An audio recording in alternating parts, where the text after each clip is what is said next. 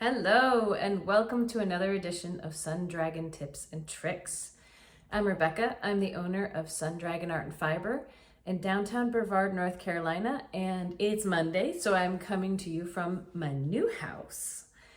And we're trying out a new filming location. We'll see how this goes. Last week, I showed y'all how to lock floats when you're doing two-handed color work. Look at all my fun I made up patterns, how to lock the floats when you're doing two-handed color work. One color floats behind the other. And we talked about how to do that when you are locking down floats with yarn that is held in your left hand. And today we're going to do how to lock the floats when it's held in your right hand, because it's coming at it from a different angle. It's similar but different. And it's visible or not visible in different ways. Either one really will work well. This is so you don't have to keep twisting yarns around each other and untangling the balls of yarn that are further away from your work. So let's go over how to make it lock down so there aren't super huge long floats back here. Let's get to it.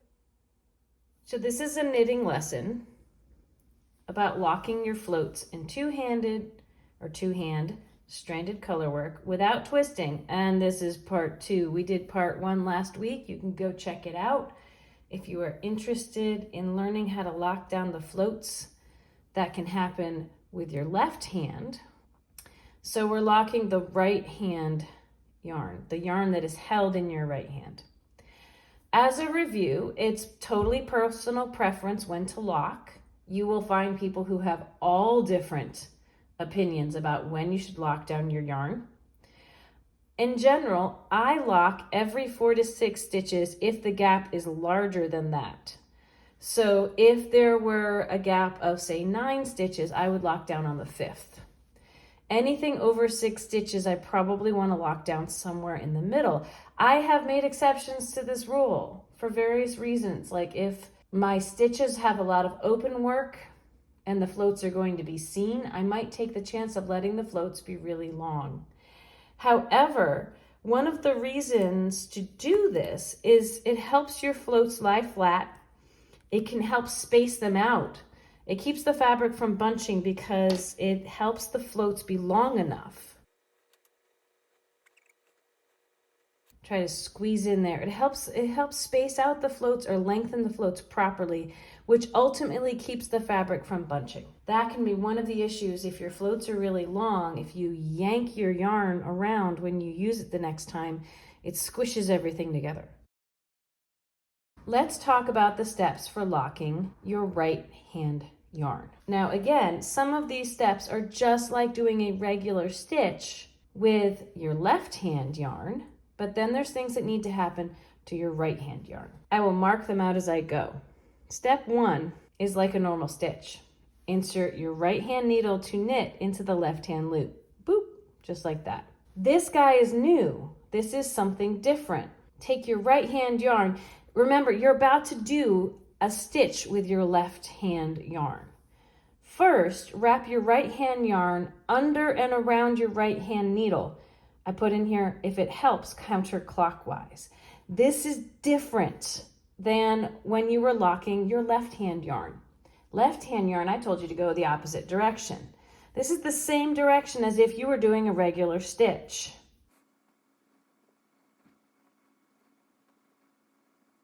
That can be a little confusing from last time. I tried it a bunch of different ways. This is what I do.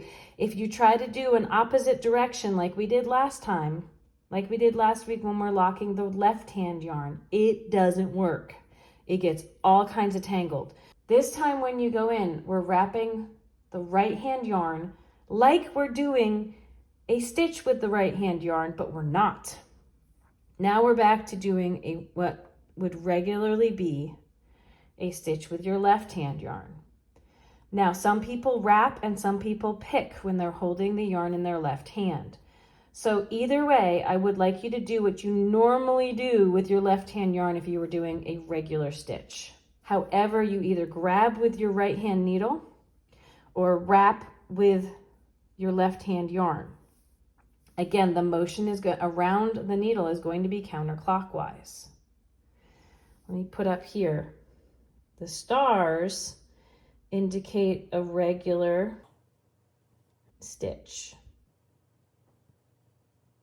Regular stitch motion. Okay, so we have done our funky wrap. We've done the regular wrap with the left hand yarn. Now we need to undo what we did in step 2. Unwrap your right hand yarn. It's going to come forward and off the right hand needle. It's going to go clockwise this time. It is the reverse motion. The most important thing to remember is you're undoing what you did in 2. It's the reverse motion of what step 2 did with the right hand yarn.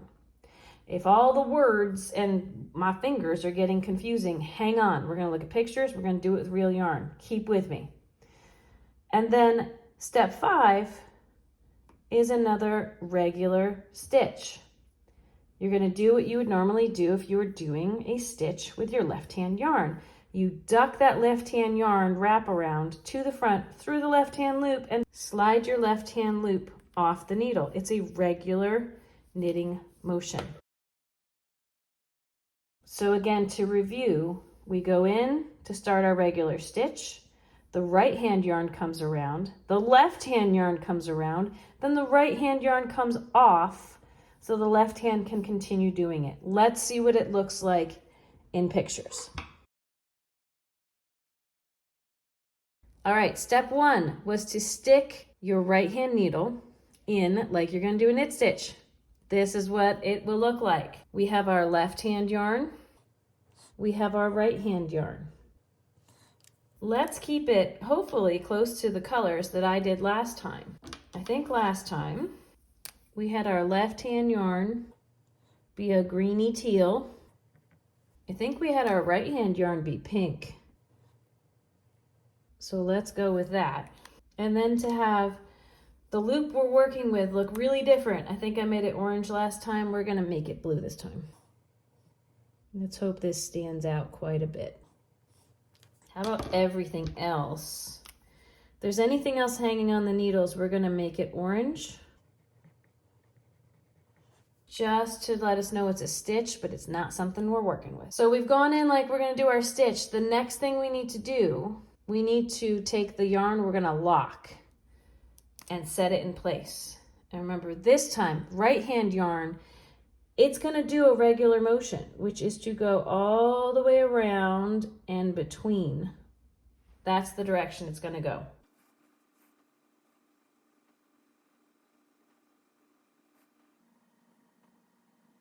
Trying to make that as clear as I can. It's going to go counterclockwise around the right hand needle. When you do that, when you have done step 2, here's what it looks like. We have the loop that we're working and the other loops that we're ignoring. The right hand yarn has looped around in a counterclockwise fashion. And left hand yarn hasn't done anything yet. That's going to be doing the actual stitch. What needs to happen next? The left hand yarn needs to also go counterclockwise around this. So oftentimes when you're holding yarn in 2 different hands, the left hand yarn, you will just scoop with the needle. So I'm going to draw this the way that many people, continental knitters, do. We are going to take the needle and we're going to scoop underneath this left hand yarn. I will show you. It's still wrapping the yarn counterclockwise, the same motion the other yarn did. We're going to take the needle though and scoop underneath.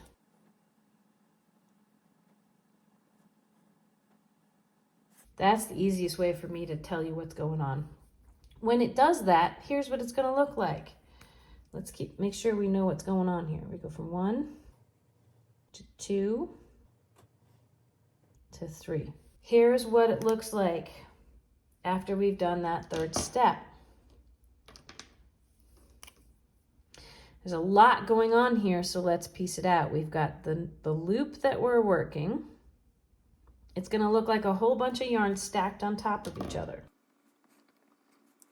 The 2 yarns here, we have that original right hand yarn and the left hand yarn that we just scooped. It's going to look like a hot mess, but stick with me. It's gonna get better bit by bit. All right, step 4, we need to undo what we did with step 2. Step 2, we wrapped the right hand yarn around. Step 4, we need to reverse that. We need to take this yarn over and back under. I know that looks a little wonky, right? Let's see if I can. I don't think this is going to help, but it's going to help a whole lot when you see it with actual yarn. But if we came around this way, we need to go over again. Don't worry, it's going to make things look really like a hot mess, but it's not, I promise you. When it goes well, this is great. So let's right here.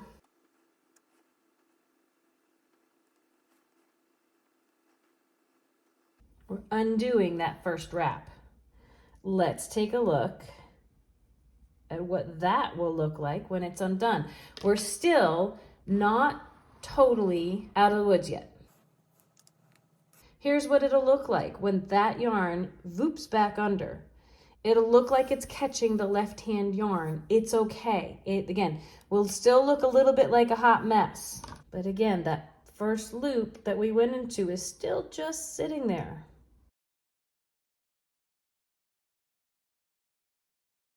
When the pink yarn is ducked back under, it has now crossed over the left-hand yarn. It might look like a big tangle, but it has just caught it. Everything is still where it needs to be. It's hard to put arrows in this and not have everything look like a big hot mess. But this loop is now going to get pulled back to the front like a normal stitch.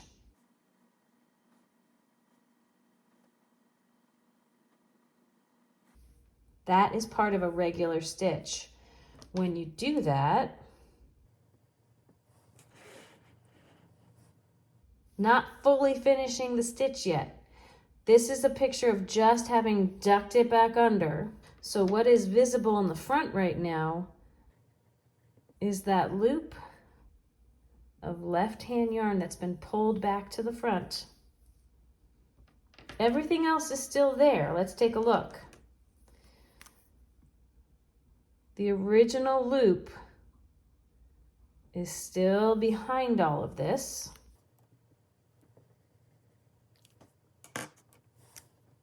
You might still see the right-hand yarn looping around a little bit on this step. You might still see it. It's gonna be okay. Everything will settle eventually. The last part, this is kind of 5A and 5B. Sliding the original loop that we did all this stuff into, slide it off the left-hand needle.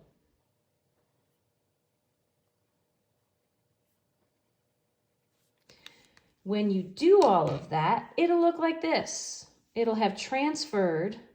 That loop is now down here. The extra stitches we were ignoring are still mostly where they need to be. We've done a new stitch with the left-hand yarn and the right-hand yarn. If you were to peek between that loop that has become a stitch, you would see it. It is locked under the stitch that just happened. But when all the yarn has settled and been tugged and everything, you really don't see it unless you're peeking and looking for it.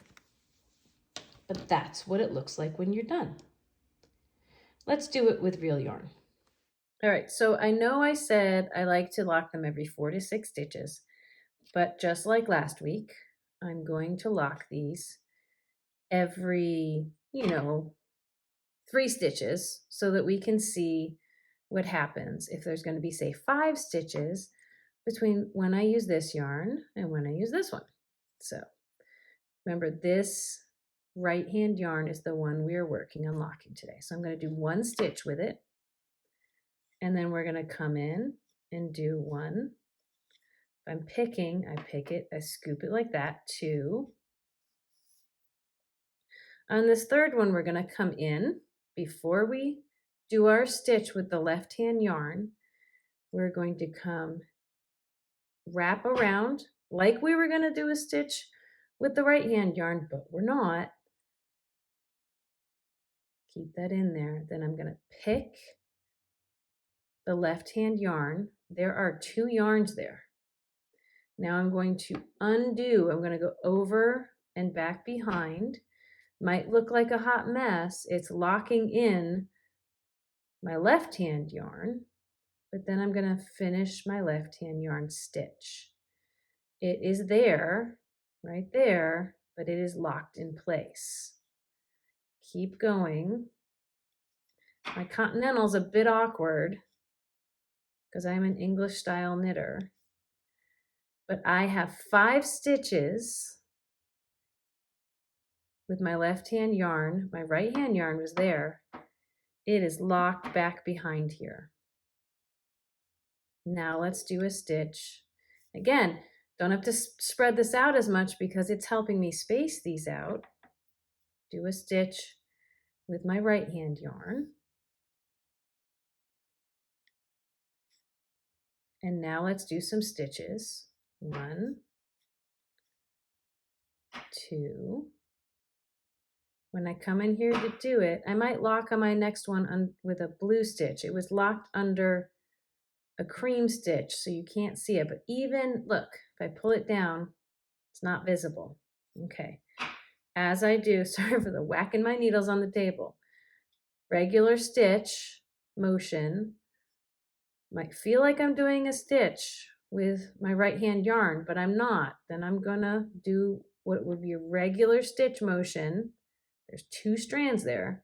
Regular stitch motion with my left hand yarn. But now I need to undo what I just did. It might look like a hot mess, but it's not. Finish the stitch with my left hand yarn. Let's do a couple more stitches with my left hand yarn.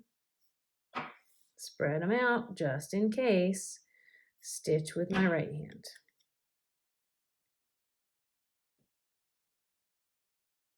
I've spread them out quite a bit. Let's do it one more time. Let's get a couple of stitches in with my left hand yarn. Now start, wrap regular motion, pick regular motion, unwrap. Might be hard to see. It was here, in here. I'm going to try to keep that needle out of the way. Unwrap. It will still be all caught up in the left hand yarn. That's okay. But only thing that gets pulled through is my left hand yarn. Let me do it one more time in a row. Wrap around with the yarn that's not doing the stitch. Pick with the yarn that is doing the stitch. Unwrap with the yarn that's not doing the stitch. The only thing that finishes the stitch is the yarn from the left hand.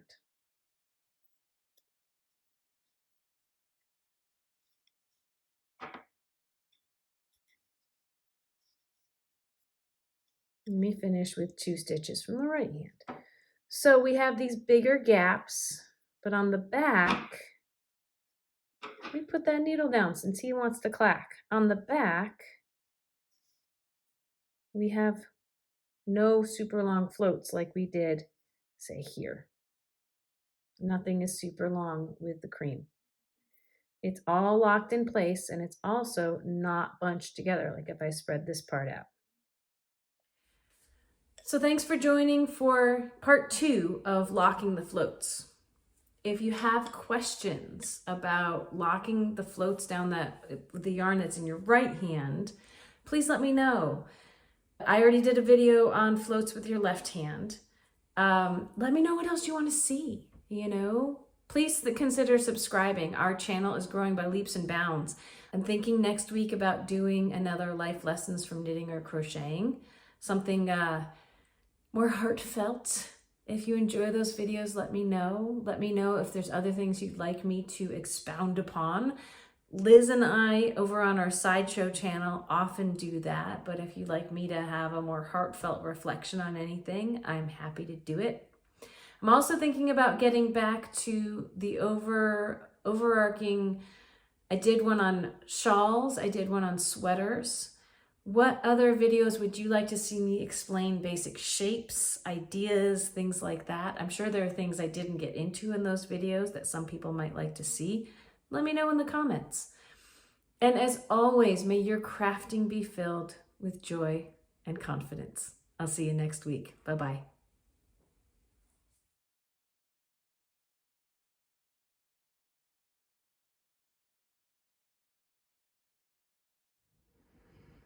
So what do you think, kitty? Yeah. New spot, same bed. Yes. Oh, thank you. Yes.